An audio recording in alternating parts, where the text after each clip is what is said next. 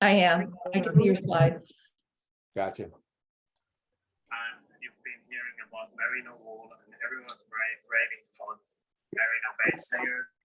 And that's Welcome, my everyone. preferred If you choice could for please merino mute base layer. yourselves, I'd And appreciate you it. go and you buy something that's called merino pro or merino extreme or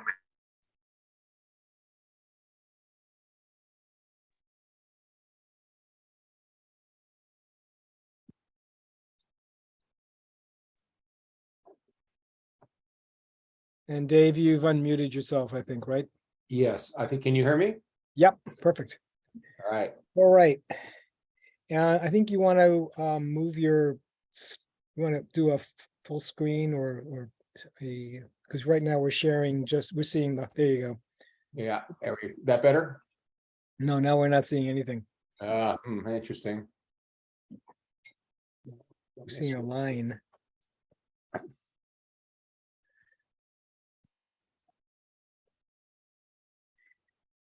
You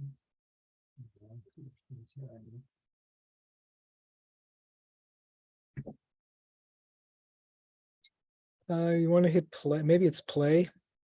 Yeah, something weird. I've just got my problem is I've got two screens going, and they're getting very confused.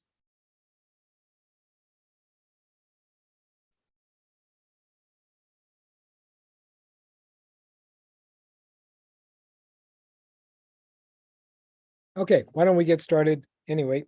And so welcome, everyone. I'm Alex Helfand, educational coordinator for Salty Dogs. And I'm really happy this evening to have been able to invite Dave Flynn from Quantum Sales to talk to us about a couple of topics, two that are kind of near and dear to my heart, assuming we ever get an opportunity to sail downwind again, and that is downwind sailing and reaching, which is what we're supposed to be doing down here in the Caribbean. For a lot of us who are here this winter, it's been a lot of close reaching and some actually fairly heavy weather sailing. So I thought I'd ask Dave to talk about those two topics, reaching and downwind, since it's something hopefully we'll get to do. And the other topic Dave's going to talk a little bit about tonight is in-mast furling and some of the things that those of you who do have in-mast furling should be aware of. So please stay muted. Put all your questions into the chat and we will make sure to get to them by the time we get to the end of the talk.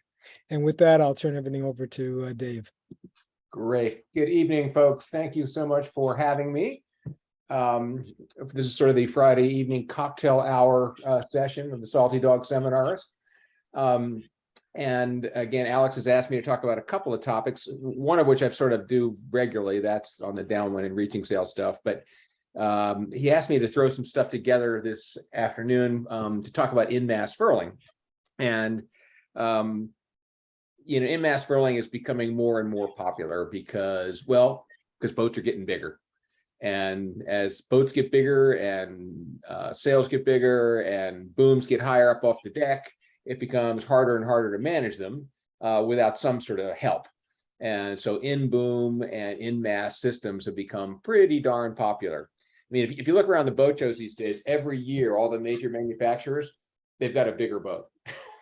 You know, first it was big boats were in the 40s. Now they're, you know, like last couple of years in the 50s. Now 60 footers are all the rage. I just got back from the Düsseldorf boat show, and all the major manufacturers, Beneteau, Jeanneau, Hansa, whatever, had boats in the 60-foot range.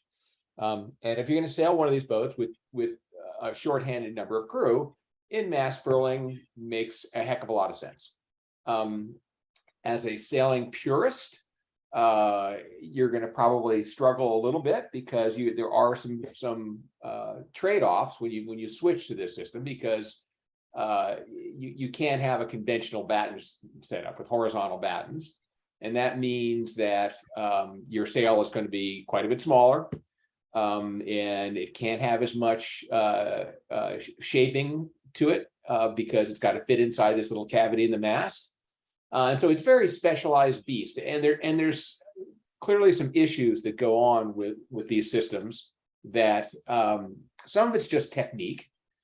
And some of it is real mechanical issues that need to be addressed. But I thought I'd talk a little bit just about the technique for furling and unfurling and reefing these things.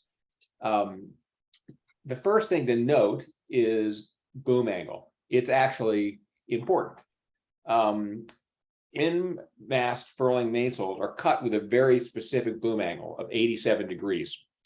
And that's because if you try to roll the whole foot, the longest edge of the bottom of the sail into the mast, it might not all fit in there.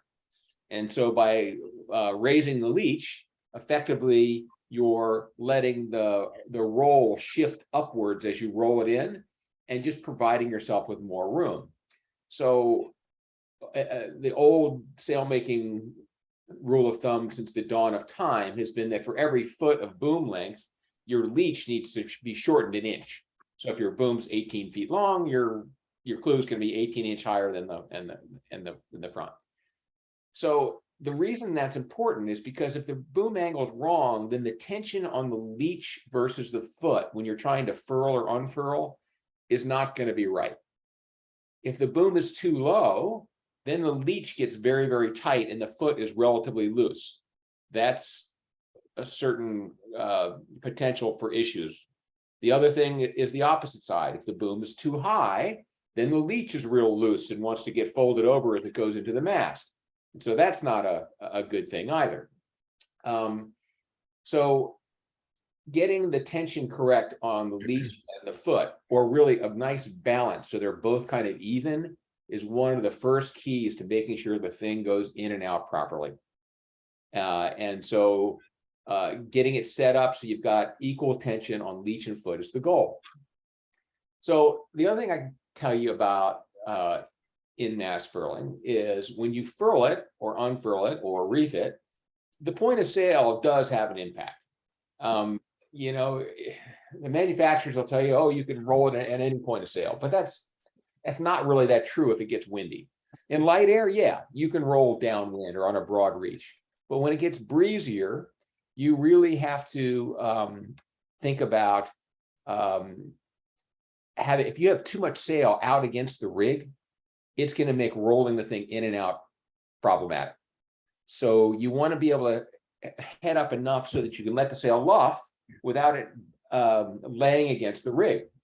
And so what you'd like to see when you're furling or unfurling a sail is it not flogging, not completely luffing, but being unloaded, just kind of breathing.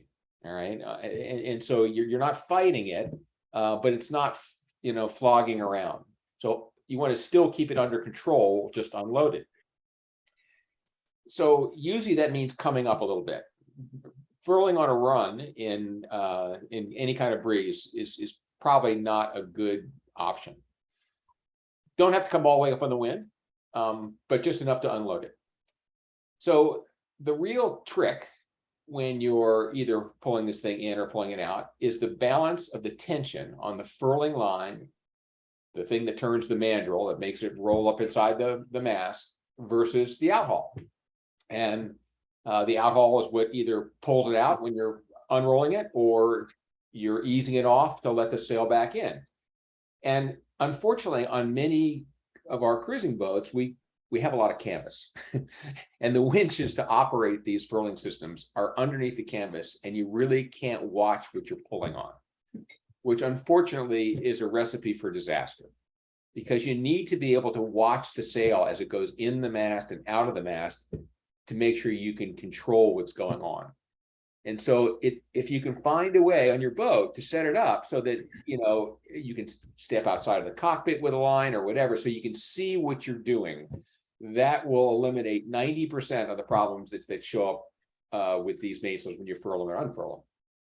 So the trick is when you're unfurling them, it's pretty straightforward. You're easing the mandrel line, or hopefully it's on a power winch, so you're just, you know, pressing the button and letting the mandrel out. You don't want to get ahead of the outhaul. If you let too much sail out too fast and don't take up on the outhaul, that's a way that the sail gets jammed.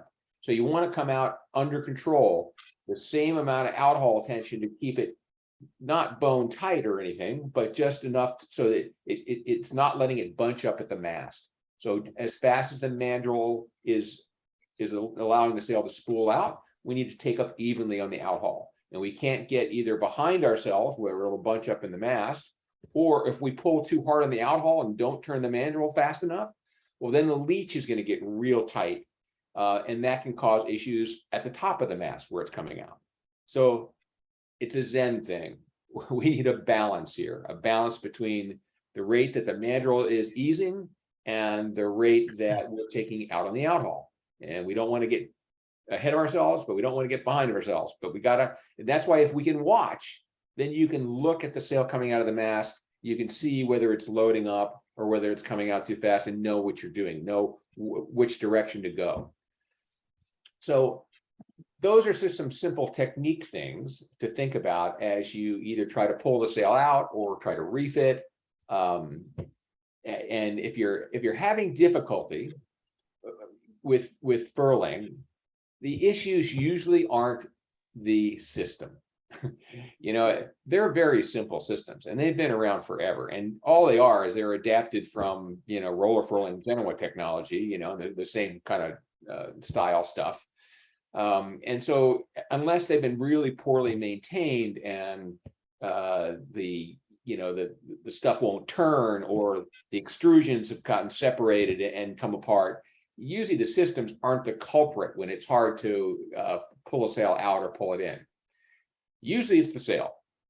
And sails to roll in well have to be, they can't have excess fabric, right? It's that excess fabric that's going to create the problem. So they need to be pretty darn flat to begin with, and that's how we make them.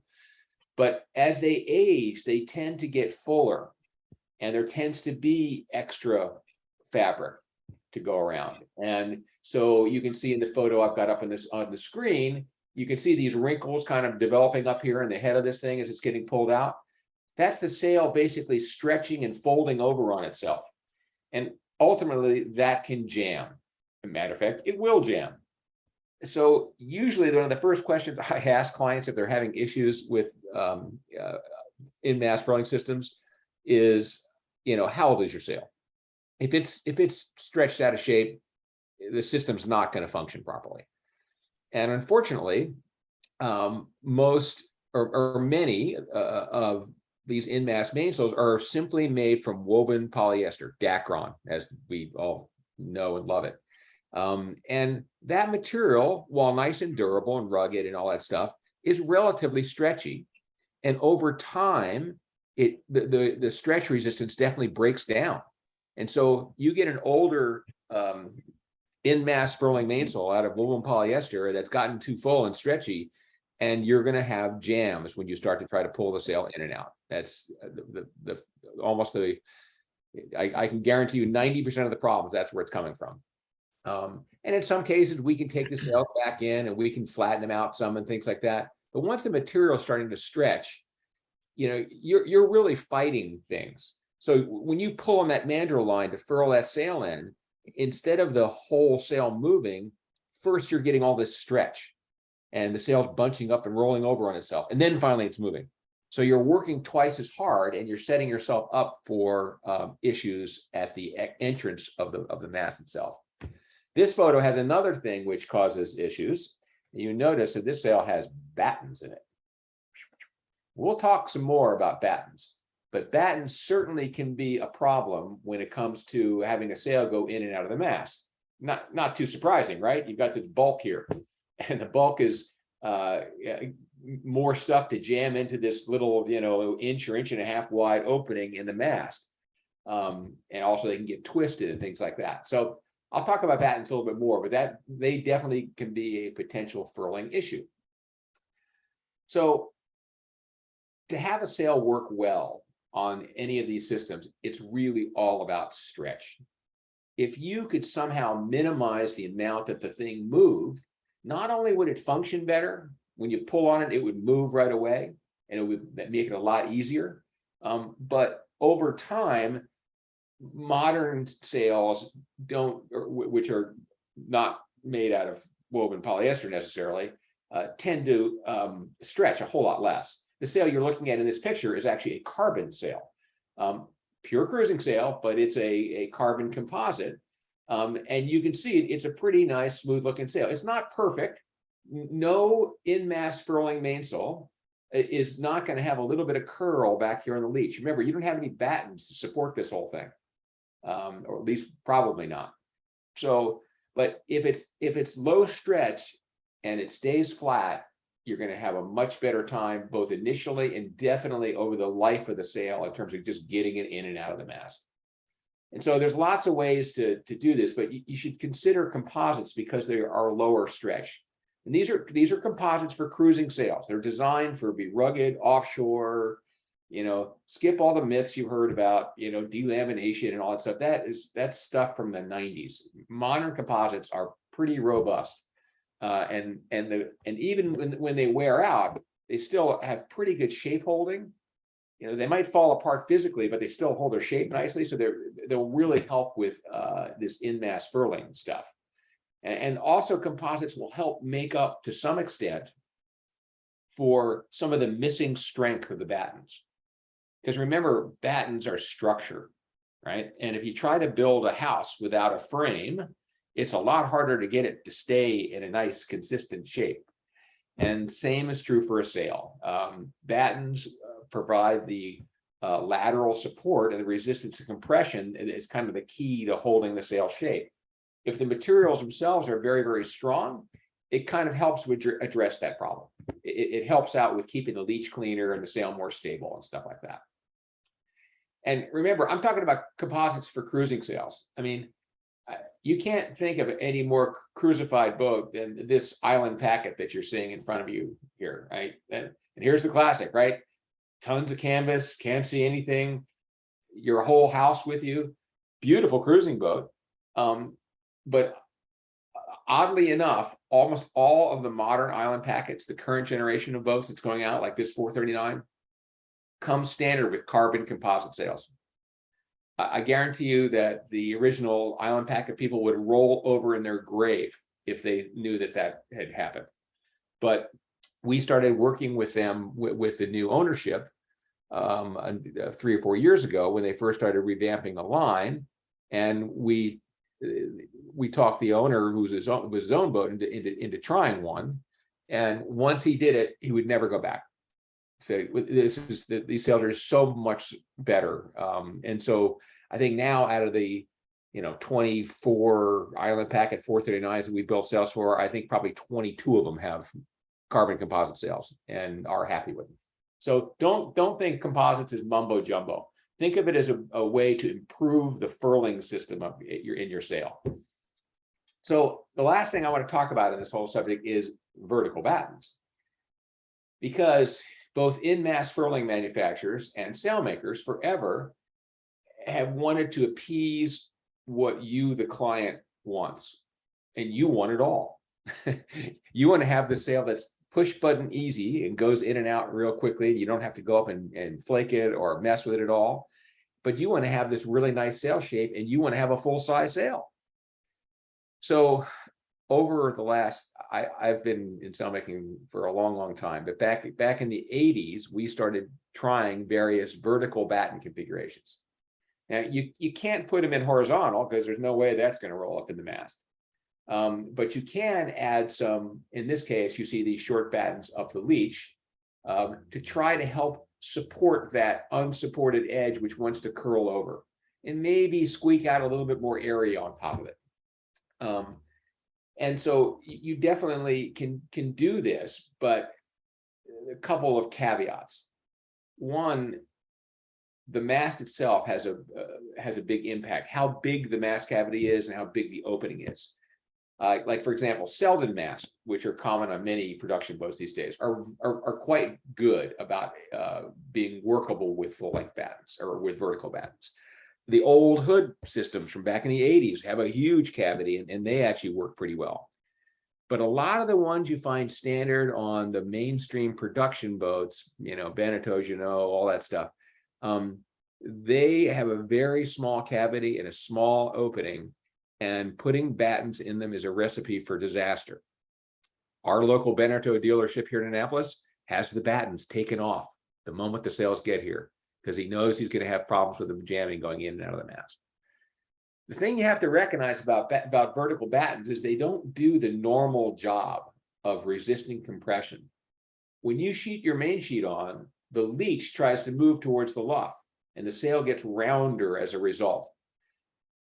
Horizontal battens, if they're stiff enough, resist that compression and keep the sail shape flat and the leech straight. You're not going to get that with vertical battens. They're just oriented in the wrong direction. The other thing is about vertical battens is these are really pretty short ones here.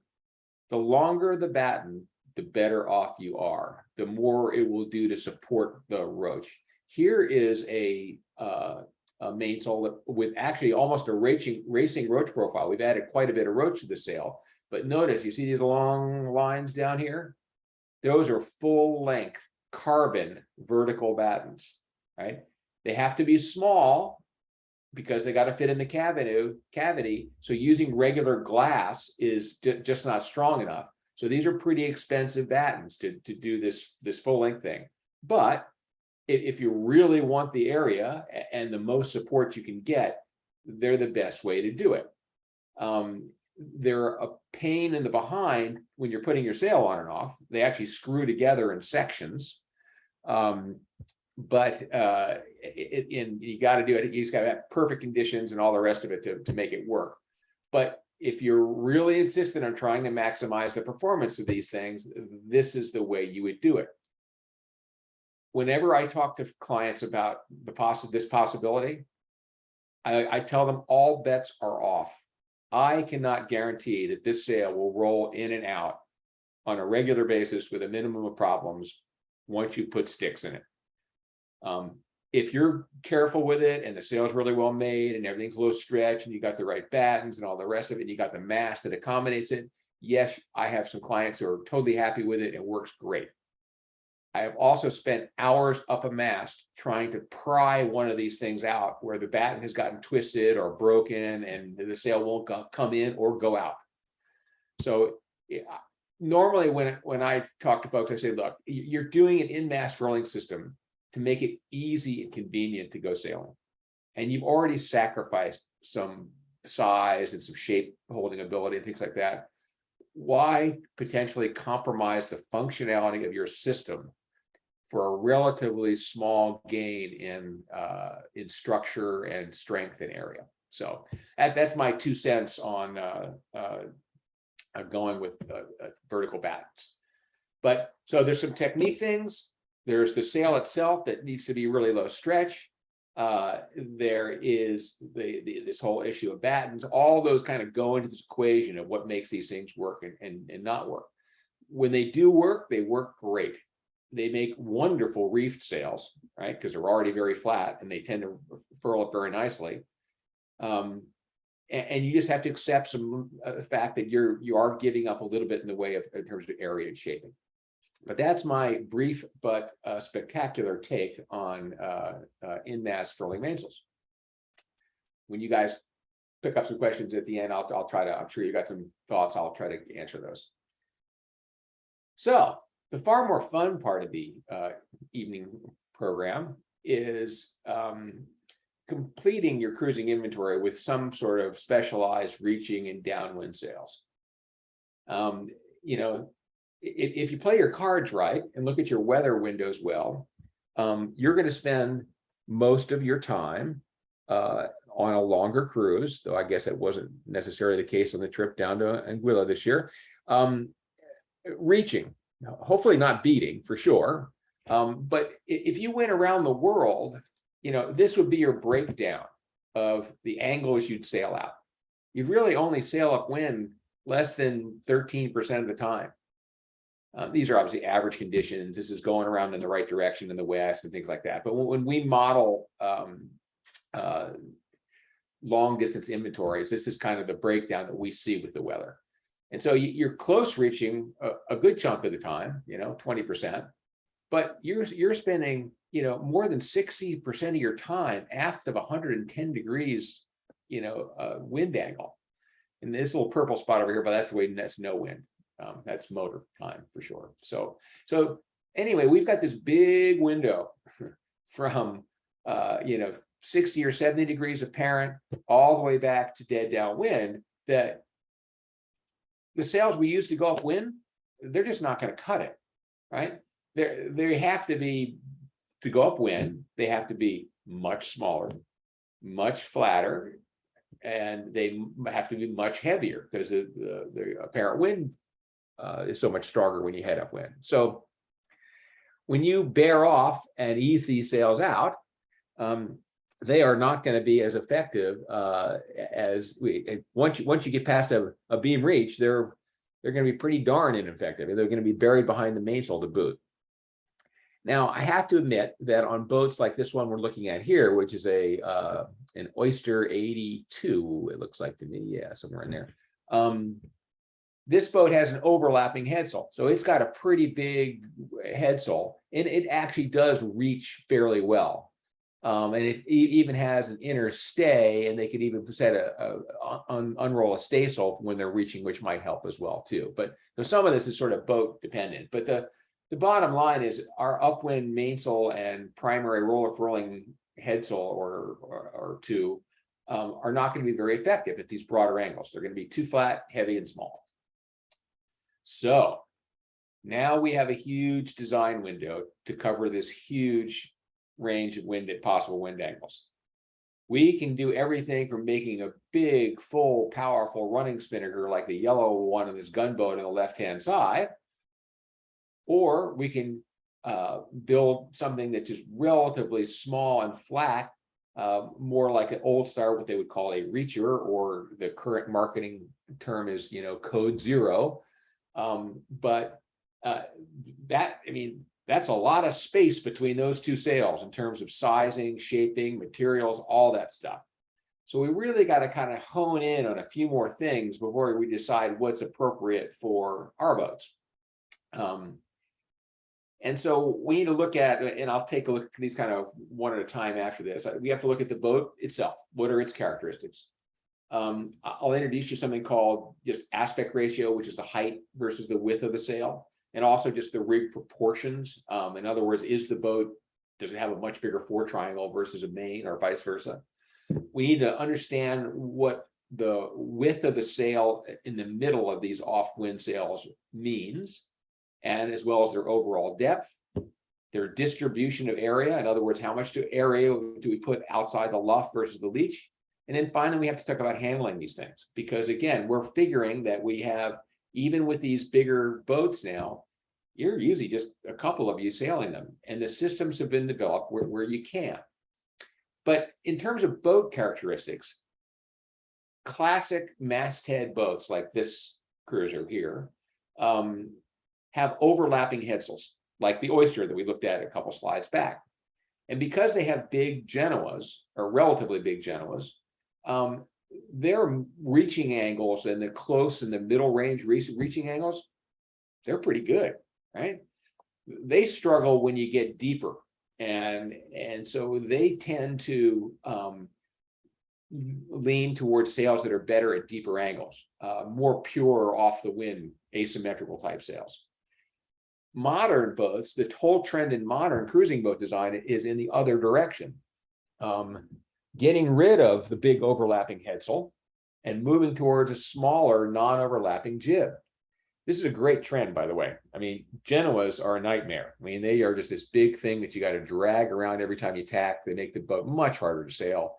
They live a tough life because they get, every time you tack, you beat them against the spreaders. This modern trend of the small non-overlapping jib, which is, by the way, directly derived from race boat design in the 90s, and now all race boats are this way, makes a heck of a lot of sense for cruising. A lot of these boats have even gotten, they're taking the next step. They make that non-overlapping headsail self-tacking, which makes it really small, and it actually raises some real issues. But this type of boat with a small jib up front as soon as you start to reach and you're cracked off to 60 or 70 or 80 degrees, you don't have much horsepower. And so you were really quite desperate for a sail to power the boat up in the whole, as soon as you stop sailing off the wind, right? At 40 or 50 degrees apparent on back to, 100 or 110 or 120, whatever. Those angles, that small jib, nice and easy to sail with upwind in modern conditions, not so good when you want to reach in light to moderate stuff. So these modern fractional rig boats take a little bit different approach to the downwind sail problem. The other kind of boat category we run into, of course, now is multi-hulls. Multi-hulls are by far the most popular cruising boats in terms of numbers sold in the world. Again, as the Düsseldorf boat show, I mean, it was just unbelievable. There was probably 80% of the boats there were some sort of multi-hull. And I know for those of you who are down in the Caribbean, that's pretty much all you see. So this is a performance multi-hull, and I can tell that by a couple of things. One, you'll notice it's got this structural beam here, right up the front, right? That can support a number of headsail options, right? That's typical of a performance-oriented catamaran. The other one is this one, just I happen to know, has dagger boards. Multi-hulls with dagger boards are performance-oriented boats. Multi-hulls without dagger boards tend to be more displacement-oriented boats, kind of like power boats with sails. And these are the most common one there. These are not really all that fast. So they sail much more like a monohull, whereas these sail quite a bit faster than the wind typically. And so they create a lot more apparent wind, much different sail needs in terms of reaching versus running sails. But these classic displacement catarans, which don't have dagger boards and don't have that center strut to support extra sails, they take some different thinking. So let's talk about this code zero thing, because it's the most popular marketing term you can imagine. And it actually refers to a very wide range of sails. I mean, telling me, hey, I've got a code zero, it's like saying my car is blue. Can you go find it in the stadium parking lot? It just covers a huge range of stuff. But let me give you some simple background here. So a Genoa, which is this sail sort of in the bottom thread here, the definition of a Genoa is that the mid-girth from the middle of the leech to the middle of the luff is 50% or less of the foot length. Actually, it's probably going to be less than 50% because there's going to have to be some hollow, or else, if you don't have battens, that's just going to flutter. So back in the mid-90s, a little history for you. There was a race called the Whitbread race, now called the Volvo. Well, then came the Volvo race. Now it's the Ocean race or something else. But it was a around the world deal in 60 footers. And they were among the first boats to have these small jib, non-overlapping, big mainsails. And they developed the sail called a code zero. And the code zero name comes from the fact that normally these boats, just to give you an idea of how many sails you really need, they carried 6 spinnakers. And the asymmetrical spinnakers all, and the even numbered ones, 2, 4, and 6 were their running sails, and their reaching sails were 1, 3, and 5. That's just the code they developed. And we've still adapted a lot of that, you'll see later. So a number of very clever sailors started to develop, trying to find a way of closing this close reaching gap where they just didn't have a sail. They didn't have a Genoa, and they reach at 60 or 70 degrees apparent, and boats were just dogs. And so they basically built a sail that rated as a spinnaker. And the rating rule at that time for Whitbread boats said that the girth had to be a minimum of 70% of the foot length. So they'd make these sails at 70% mid-girth and then try to turn them into Genoas, make them as flat as possible, so they could reach with them. And since that fell out of their normal reaching range of 1, 3. It was even flatter and smaller. Instead of a 1, it became a 0. And that's where the term comes from. And so it loosely defines kind of a whole line of sales that they're really reaching sales. If racing rules for years, though it has just changed in the last 3 or 4 years, tried to limit this cheater spinnaker even more. And so they increased the girth size and said you couldn't build anything under 75%. That has changed entirely in the last 3 years, and that whole window between a Genoa at 50% and a Code Zero at 75% is opened up. But all of these sales that came out of the racing world, here's the things you need to know. They're all asymmetrical spinnakers. Asymmetrical spinnaker simply means that it has a distinct luff and a distinct leach, which is shorter. That's always in the front, that's always in the back. And when we first did asymmetrical spinnakers back in the 80s, we took symmetrical spinnakers and we cut the leach short, and voila, we had an asymmetrical. But the other big thing to look at is the overall height of the sail versus the foot length. That's the aspect ratio. And then most importantly, the relationship between that foot length and how wide the sail is in the middle. That relationship tells you a whole lot about what that sail can do and not do. You know, and the beauty of cruising sail, unlike all this racing stuff where this came from, is there's no limits. We can make you sail any girth we want. There's no penalties or whatever. We can make it any size we want. We always make them with beautiful models steering the boats all by themselves too. That's another thing that we try to fit in there. But at Quantum, we've been, you know, people are so confused about this whole issue because, you know, code sails, code zeros on catamarans that are screechers, you know, what are they? Well, they're reaching sails, and they actually can be quite different things depending upon their sizing and all that stuff. We actually kind of make 3 basic models that cover this range of reaching angles for different size boats. And we look at them in terms of what can they do in terms of apparent wind angle. What angles can they really sail out? And our smallest and flattest and most Genoa-like sail is good from like 40 to 100 degrees apparent wind angle. Its mid-girth is small, right? It's only a little bit bigger. At Genoa is under 50, this may be between 50 and 60%. And so it's, you know, a big reaching Genoa. It probably can even go upwind in light air, because most cruising boats are relatively limited upwind and light air anyways. And so they can use this thing up to, you know, 7 or 8 knots and be better than a Genoa. And certainly it's very good at close reaching angles. They're typically built out of composites because we need something that's light and strong, right? If it's too heavy, it's just going to hang there when we ease the sail out at wider angles.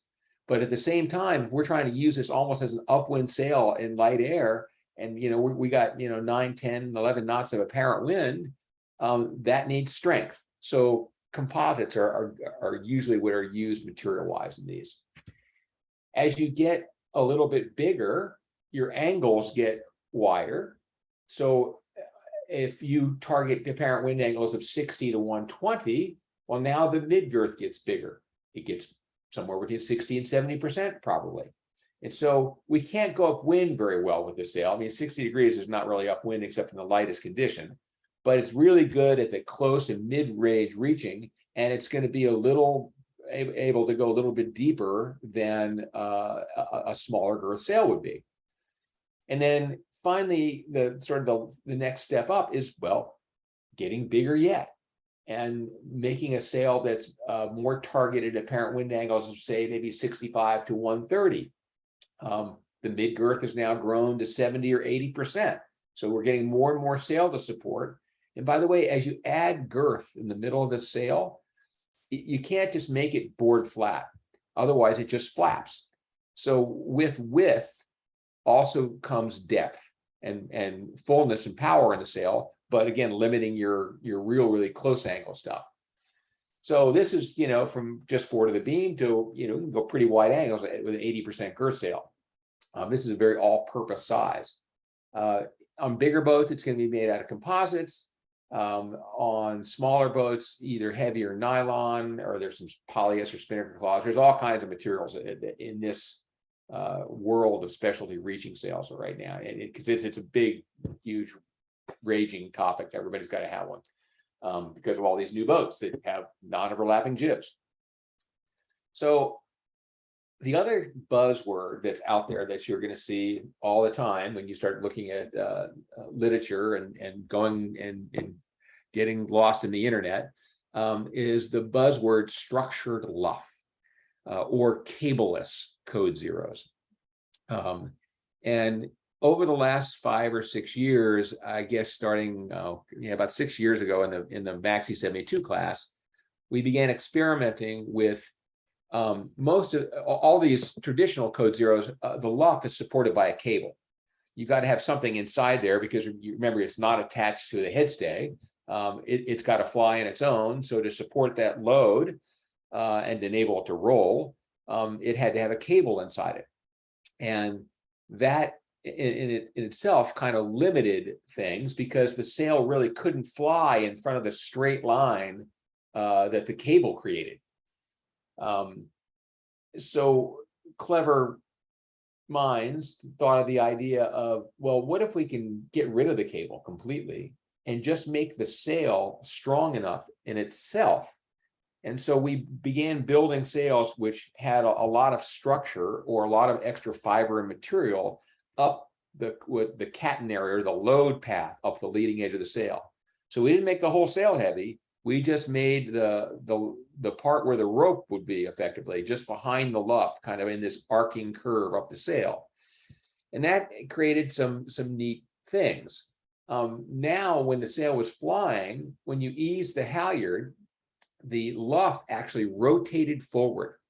It was allowed, it wasn't limited by the cable anymore. And so the luff sort of projected and more of the sail went out in front of the boat. And the sail actually opened up further and twisted. And so, you know, the basic principle of sail forcing is that, you know, the force is perpendicular to the cord between the luff and the clew. And so if you could twist and open the sail up further, more of the force was driving forward. And then finally, in these structured luff sails, when you ease they're very sensitive to halyard tension. And so when you ease the halyard, the entry actually gets flatter. And that enables you to sail at closer angles. So you'll see structured luff or cableless sails as an option. They're, in terms of the shaping, they're quite good. They may not be as well as the boats get bigger, they're not as reliable as a sail with a cable in it when it comes to furling them. That's sort of the trade-off. And oddly enough, there's been a trend back. So now what we do is we split the difference. So if you got a 60 or 70 foot boat and you got a structured luff sail, it actually still has a small cable, not a big one, but a small cable in the luff. And right before you go to roll it, you wind the halyard up to the point where that cable is taking more of the tension so it can furl properly. But that's what a structured luff sail is, getting rid of the cable completely or at least partially with additional material in the luff of the sail that changes the way the sail flies. And it still allows you to roll it up and all that stuff. So it's an interesting way to look at things. All the new build projects are very into it because it actually allows them to reduce the stiffness of the whole mast because there's less load on the mast. But that's a whole nother issue. Your boat won't have that.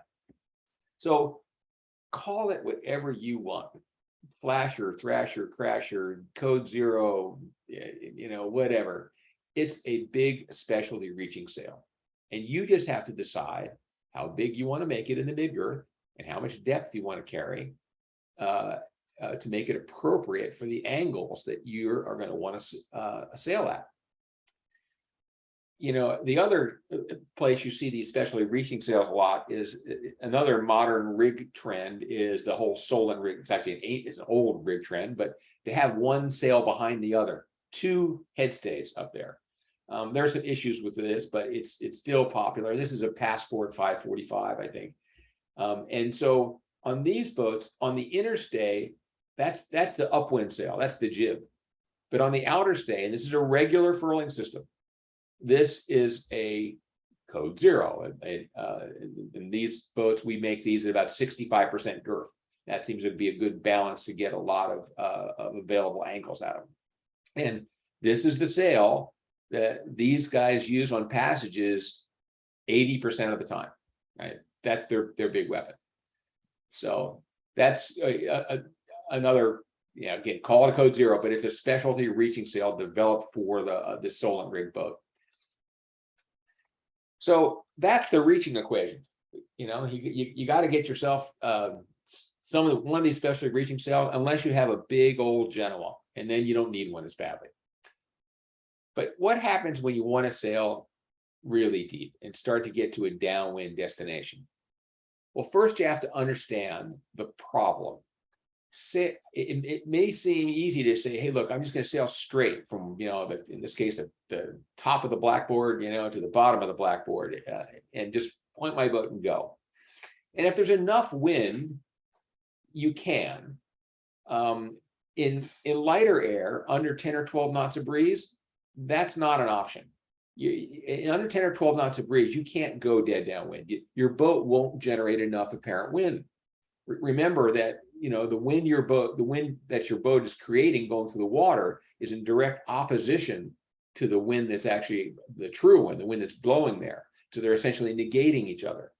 So certainly under 10 or 12 knots of breeze, you are going to be much faster, even if you're sailing greater distances, of tacking downwind, of coming on out, jibing, coming back the other way, coming out and jibing. You'll get there a lot sooner than the boat that just tries to point it dead downwind, because when you head up, you're creating apparent wind velocity, and that's the sail fill, loads the boat up, and away you go. So that sort of sail for tacking downwind is really some sort of more traditional, bigger asymmetrical spinnaker, not so much a specialty reaching sail as something that is more geared to broader angles. And as a result, you might suspect the girths get that much bigger. But even in this family of sails, there's options. I mean, this is the same boat in the left frame and the right frame. In the left frame, that is a full-sized runner. You can see how wide it is at the mid-girth and how much depth the thing is carrying. On the right-hand frame, the red, white, and blue sail is, well, it's smaller overall. You can see that it's taller and skinnier and much higher aspect ratio, and it is much smaller in the mid-girth in the whole thing. So this sail is, well, it's easier to handle because it's smaller. That's one thing. But also it's capable of reaching it at actually pretty darn close angles too, but not as good at the pure running stuff. But it all comes down to how you use it in your team. And on this particular owner, on this J160, he started off with the sail on the left. Then we built him the sail on the right. He loves the little sail. They use that all the time because it's easy to use. So it just, in some cases, it's the practicality of handling that dictates which direction you go in. So for maximum running, if you want to optimize this asymmetrical spinner to go downwind as much as possible, you want a mid-girth of 90 to 100%. Really, that means the sail in the middle of that sail is as wide as it is at the foot. Sometimes it's even wider. Sometimes we make pure runners at 105 or 108% girth to really maximize the whole thing. And this is going to set up well at apparent wind angles of 120 to 160. You're never going to get deeper than 155 or 60 apparent wind angle. That's not going to happen with an asymmetrical spinnaker. That bottom 20 degrees is just not there for you. You're going to still have to tack downwind. And the material for these things is usually nylon because the loads are much lighter at these broader angles, and you want something that's lighter and fills more easily and takes its shape easily. So that's what's called an A2, and this again goes back to that Whitbread thing. Remember those running spinnakers, the 2, 4, 6? Well, still used in racing everywhere, that coating system. And so an A2 is a pure runner. For cruising, a lot of times you want to go a little bit smaller, so it's more all-purpose, and also so it's just easier to handle. And so what we call an A3, again, that A3 was that middle range reaching spinnaker, won't go quite as deep, but still pretty good at deep apparent wind angle. I'll say better on the low end though. Easily, actually, most A3s and 6 or 7 knots of breeze you could probably sell at 60 degrees apparent wind if you forced it, but it'll be happy between 100 and 150. The mid girth is going to be smaller. It's going to be between 80 and 90%. So this is a real all-purpose asymmetrical, and again, usually it's built out of nylon. So those are really your two options if you want something deeper, unless you really want to get wild and get yourself a symmetrical spinnaker. But here's an A2 on that gorgeous gunboat again, out on a sprit and all that good stuff. That also helps quite a bit. The sprit thing is important to talk about. Many of these older cruising boats, you just don't have room for some of the modern furling systems and things like that. But I will talk about that in just a second. This is an A3 in action, and you can see it's smaller and flatter in the mid girth, and we're sailing at a whole lot tighter angle. This is a symmetrical spinnaker. They're not really used very much on cruising boats, except in some limited applications. I put this one up here, and because this is a parasailer, which is a specialized, unique product made by the small company in England. It is quite the rage among many serious offshore cruising sailors, but it is simply a symmetrical spinnaker. You can see that the shape of the sail is absolutely symmetrical across it. It doesn't have a distinct entry and a distinct leach. The mid girth is as wide at as the foot, right? So the only difference in this symmetrical spinnaker is they put a hole in it and put this wing in the whole thing, which is supposed to stabilize it and lift your boat out of the water and make it leap over tall buildings and all kinds of other stuff. It doesn't, by the way. I know there's probably some parasailer owners here on this call that are listening to this, and you went in there and bought this thing, you think it's the greatest sail ever. You can do the exact same thing with a normal symmetrical spinnaker for a third of the price without all this complexity to it, which doesn't really buy you anything except a lot of expense when you have to go repair it. But these things are set up with 2 control lines on them. So when the sail is around on one side, like it is in this picture, this is effectively your tack line, and there's your sheet. And when you roll the sail to dead downwind, you're using the 2 forward control lines to stabilize it. But the place where these symmetrical spinnakers really work for you is on multi-hulls.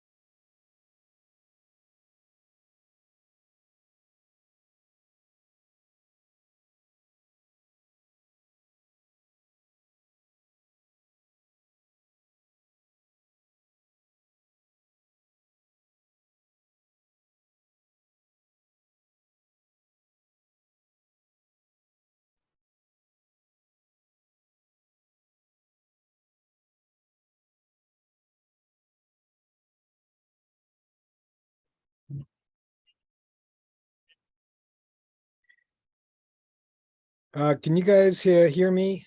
Trying to figure out what happened to Dave. We can hear you. Yeah, we can hear you. Okay, so my Starlink works, which is better than Dave's, I guess, internet. Okay, stand by. Let me see if we can try to find him.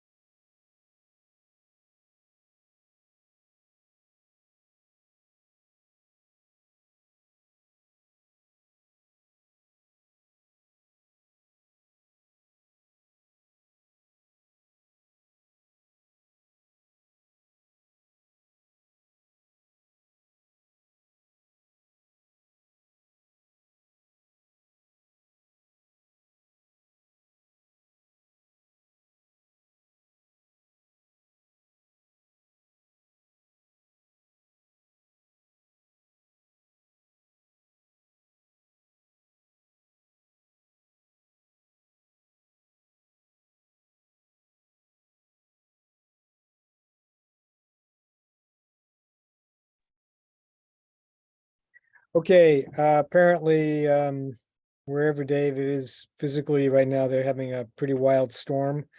And the internet connections outside of his house are down.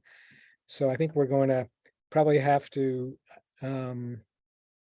stop now. I can possibly answer some questions, or we can at least, no, I think I'll wait until Dave gets back.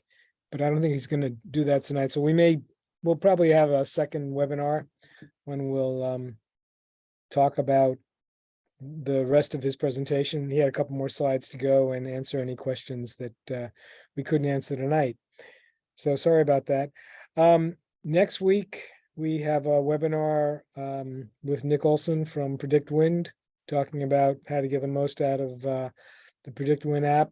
If you're still on Iridium, how to use Iridium. If you're using Starlink, I can tell you it does work. It works really well with that. So we'll talk about that next week. And since we have a number of you on the webinar, if you could email me with any suggestions you have on other webinars that we have not yet planned, I would appreciate that feedback. It'll help us with some of our planning. We are planning to do a webinar on Starlink. There is no Starlink expert.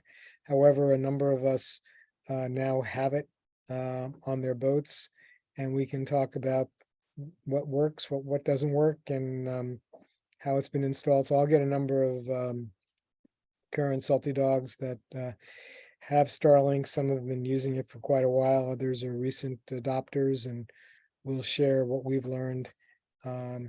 It's a pretty cool tool. So if that's okay with everyone, thank you for joining tonight. Sorry about this little bit of a disruption, but technology does fail someplace. I'm glad it wasn't mine tonight. And with that, I will stop the recording, and we'll see you all next week. Thank you.